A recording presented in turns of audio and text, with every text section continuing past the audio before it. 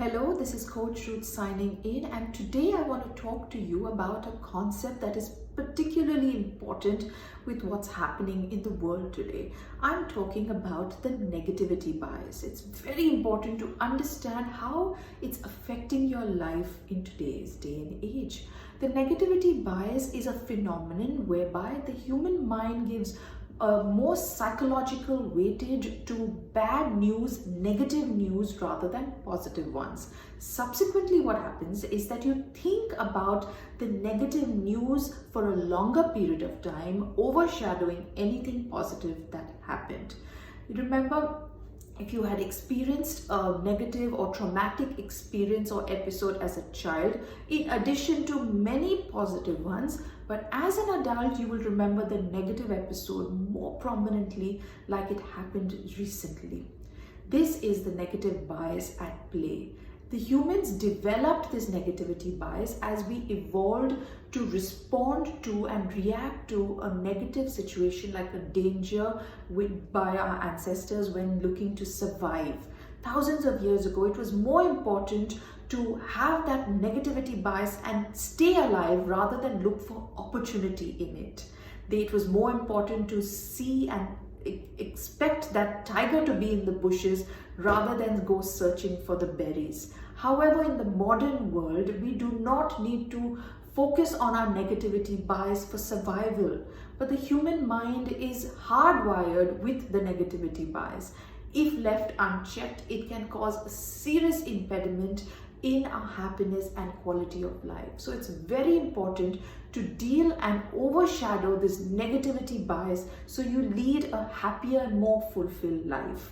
Let me help you with 5 tips on how to deal with the negativity bias. Well, tip number 1 is the most important one, the magic ratio of 5:1. Neuropsychologist Rick Hansen, who's also a PhD, has come up with a magic ratio of 5:1, which means that for every one negative experience, episode, or feeling must be counteracted with 5 positive feelings. More so now in today's day, we are always watching the news which is giving us a lot of negative stuff that we are absorbing. As per him, our minds are like Velcro for negative news and Teflon for positive ones. So it's very important that when you have something positive, you sit with it, you absorb it, you savor it, so it can help you counteract the negative experiences you've had. Especially so, try limiting your news time to maybe once a day, because when you even do it once a day, you will need to watch 5 positive things or 5 positive experiences to counteract that negativity bias that is going to start playing in your mind and body. Tip number 2 is scatter your day with simple pleasures. We're used to the habit of, I'm going to enjoy that vacation, go on that long vacation, buy this big thing that I've been wanting to buy, and that's going to give me a lot of pleasure.